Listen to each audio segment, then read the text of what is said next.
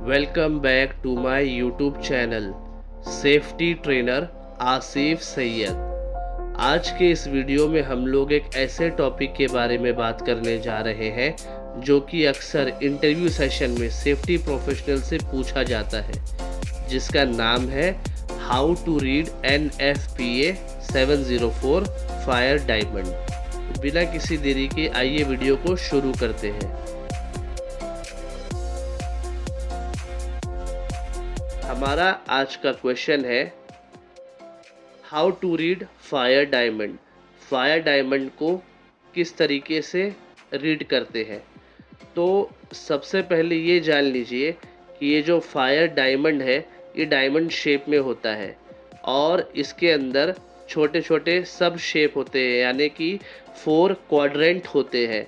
वो यानी same size का 4 बॉक्स की तरह रहेगा और इसके अंदर 4 कलर सेलेक्ट किया जाता है और ये जो 4 कलर है वो परमानेंट है, यानी दुनिया में जितने भी कलर्स होंगे वो सारे के सारे नहीं लिए जाएंगे सिवाय इस 4 के। तो वो कौन सा 4 कलर है? सबसे पहला आएगा रेड, दूसरा आएगा ब्लू, तीसरा आएगा येलो और चौथा आएगा वाइट। यही 4 कलर को परमानेंटली लिया गया है NFPA डायमंड में।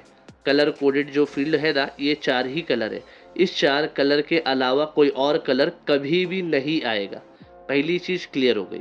अब आ जाते हैं इस कलर के बारे में थोड़ी और जानकारी देते हैं। ये जो कलर्स मैंने बताया आपको, ये जो कलर्स का जो पोजीशन है जहाँ पे इसको सजाया गया है इस डायमंड में, वो भी कभी भी बदलेगा नहीं। जैसे कि सबसे टॉप पोजीशन पे आएगा रेड कलर और सबसे बॉटम पोजीशन में आएगा वाइट कलर। राइट साइड में अगर देखेंगे तो राइट में रहेगा येलो कलर और लेफ्ट में हमारे रहेगा ब्लू कलर। तो ये जो 4 कलर है यही रहेंगे हमेशा और चारों का जो लोकेशन है, मतलब जो जिस जगह पे है वो हमेशा उसी जगह पे रहेगा। अब तीसरे चीज़ पे आ जाते हैं नंबर्स का। नंबर्स रेटिंग दिया गया है इसमें। तो जो नंबर होता है ना, वो दुनिया में जितने भी नंबर्स है वो नहीं आएगा सिवाय 5 के। 5 कौन कौन सा है? स्टार्ट होगा 0 से, फिर आएगा 1 2 3 4। ये टोटल 5 नंबर हो गया, यानी 0 1 2 3 4 के बाद कभी भी 5 6 7 वगैरह वगैरह कभी भी नहीं आएगा। तो मुझे उम्मीद है आपको ये चीज़ क्लियर हो चुका होगा। तो अब आइए एक एक करके हम देखेंगे कि ये क्या क्या चीज़ है। सबसे पहले मैं अगर रेड कलर की बात करूं तो वो फ्लेमेबिलिटी बताता है, यानी फायर हैज़ार्ड्स के बारे में बताता है। दूसरा अगर मैं येलो कलर की बात करूं तो ये रिएक्टिविटी हैज़ार्ड्स के बारे में बताता है। तीसरा अगर मैं ब्लू कलर लूँ तो ब्लू कलर हेल्थ हैज़ार्ड्स के बारे में बताता है। और ये जो चौथा वाइट कलर है, ये जो वाइट कलर है ना, वो स्पेशल हैज़ार्ड्स के बारे में बताता है।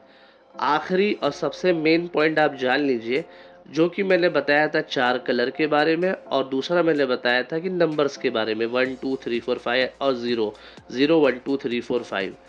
ये जो चीज़ है ना नंबर, ये सिर्फ 3 जगह पे ही अप्लाई होता है, ब्लू में, रेड में और येलो में। इसी 3 जगह पे 0 1 2 3 4 आएगा। और जो वाइट वाले में है उसमें स्पेशल सिंबल्स आएगा। तो वो क्या आएगा हम आगे देखेंगे। तो अब एक एक करके हम शुरू करते हैं हमारा इस वीडियो को। देखिए, सबसे पहले हम ब्लू कलर को लेंगे जो कि डिनोट करता है हेल्थ हैज़ार्ड्स को।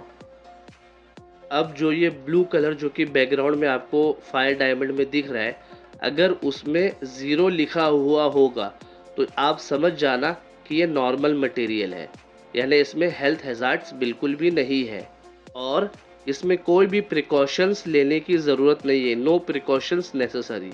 अब अगर 1 लिखा हुआ होगा तो आप समझ जाना कि वो स्लाइटली हैज़ार्ड्स है, जिसका मतलब कोई ऐसा केमिकल होगा जिसमें ब्रीथिंग एपरेटस में बी वॉर्न, आपको पहनना चाहिए। अब अगर 2 लिखा हुआ होगा तो वो मॉडरेट यानी हैज़ार्डस है, तो वहाँ पे आपको क्या करना है, ब्रीथिंग एपरेटस के साथ साथ face mask must be Warne, face mask भी पहनना पड़ेगा। 3 लिखा हुआ होगा तो ये एक्सट्रीम डेंजर यानी कि सीरियस हो गया, यानी टॉक्सिक हो गया। अब इसमें आपको फुल प्रोटेक्टिव सूट के साथ साथ BA सेट को भी पहनना पड़ेगा। और अगर इसमें 4 लिखा हुआ होगा यानी कि लिए एक्सट्रीम डेंजर यानी डेडली, इसमें क्या हो गया, ये हाईली टॉक्सिक हो गया। तो इसमें क्या होगा, इंसान की जान जा सकती है अगर शॉर्ट टाइम एक्सपोजर हुआ तो ये था हमारा ब्लू कलर का यानी ब्लू के बारे में, हेल्थ हैजार्ड्स के बारे में। चलिए अब चलते हैं हमारे दूसरे कलर कोड के पास। दूसरा जो कलर है वो है रेड, फायर हैजार्ड्स के बारे में यानी वो फ्लेमेबिलिटी बताता है। अब अगर उसमें 0 लिखा हुआ होगा तो इसका मतलब जो भी अंदर उसके केमिकल है will not burn under normal condition, यानी वो नहीं जलेगा। वो 0 का मतलब यही है यानी वो सेफ है।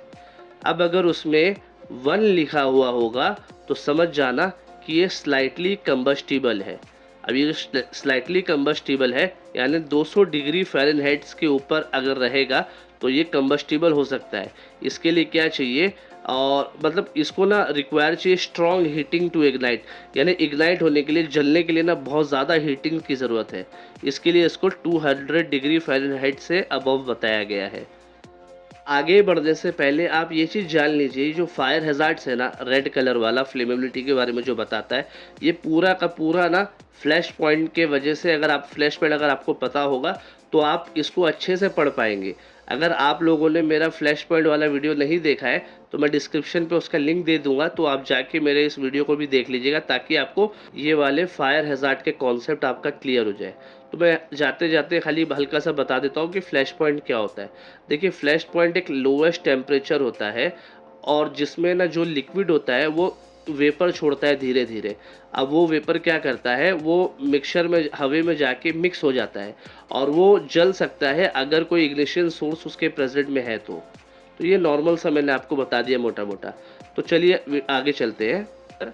फायर हैजार्ड यानी रेड कलर में 2 लिखा हुआ होगा तो आप समझ जाइएगा कि वो बहुत ही ज़्यादा कंबस्टिबल है और इसमें क्या होगा, मॉडरेट हीटिंग टू इग्नाइट, और फ्लैश पॉइंट जो होगा ना 200 डिग्री फ़ारेनहाइट से कम होना चाहिए। चलिए अब अगर उसमें 3 लिखा हुआ होगा तो समझ जाइएगा कि वो सीरियस है यानी वो फ्लेमेबल है, और उसका जो फ्लैश पॉइंट जो है ना 73 डिग्री से लेके 100 डिग्री फ़ारेनहाइट तक का है।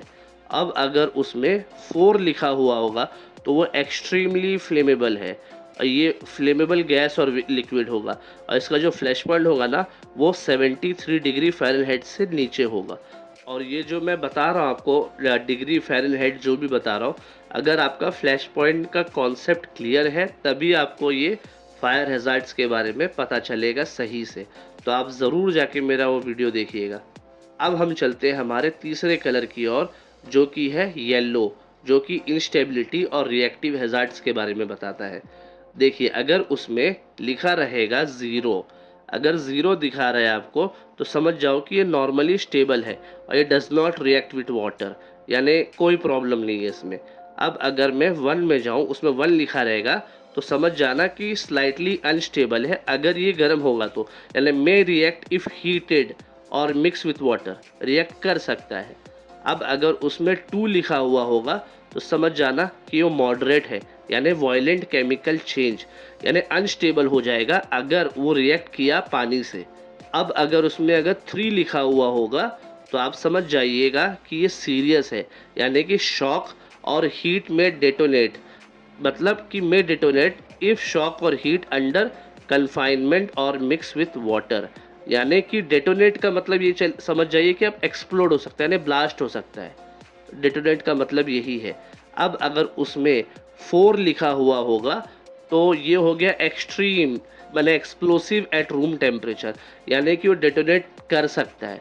तो ये चीज़ आपको अभी तक समझ में आ रहा होगा कि 0 लिखा है तो यानी सेफ है, और जैसे जैसे 1 आ रहा है, 2 आ रहा है, 3 आ रहा है, 4 आ रहा है तो डेंजर होते जा रहा है, मतलब 0 सेफ है और 4 बहुत खतरनाक है। तो यानी 0 से लेकर जैसे जैसे आगे जाते जाएंगे खतरा बढ़ते जाएगा। तो मुझे उम्मीद है आपको ये भी समझ में आ चुका होगा। और जो कि अब हम चलते हैं हमारे आखिरी यानी चौथा, जो वाइट कलर का है, उसमें 0, 1, 2, 3, 4 नंबर रेटिंग नहीं दिया रहता है, ये स्पेशल हैजार्ड्स बताता है।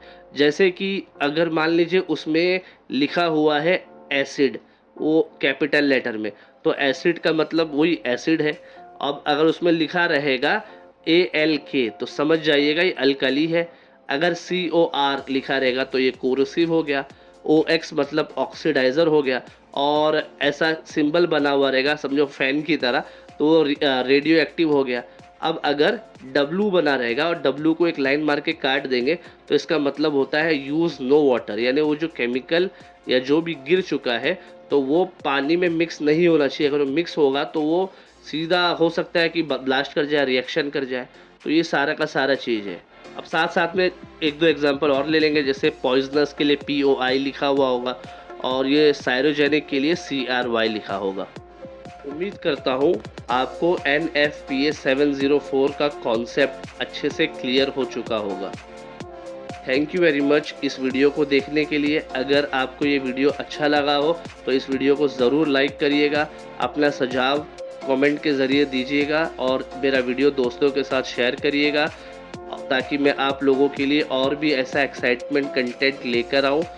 मिलते हैं किसी और वीडियो में किसी और न्यू टॉपिक के साथ, तब तक के लिए गुड बाय, टेक केयर।